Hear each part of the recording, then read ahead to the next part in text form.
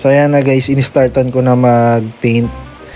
Tinanggal ko kasi yung sidings ko kasi gusto ko gawing drag car to. And alam mo naman sa drag, syempre mas magaan, mas mababa yung oras.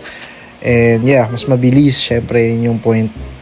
So ayan, panoorin nyo na lang kung paano ko natapos tong DIY session ko na to. Yun, so natapos ko nang i-primer yung buong panel. Ngayon naisip ko parang hindi siya bagay na primer lang kasi yun yung una namin balak, yun yung una kong naisip, primer. Pero nung tinry kong lagyan ng clear coat, hindi ko pala siya gusto kasi naisip ko primer tas clear coat, so parang ang wak. So nung sinara ko siya at tinignan ko sa labas, yun naisip ko ididilaw ko na lang siya. So ito na yung next video guys. Master painter pala to eh. Grabe, no? Ito po pala ang ating pintorero eh. Pintorero. Ito na yung ano namin. Hindi pa to finished product guys.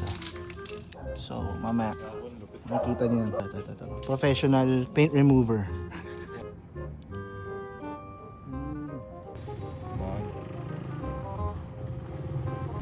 DIY agad guys. Finished product. Okay naman.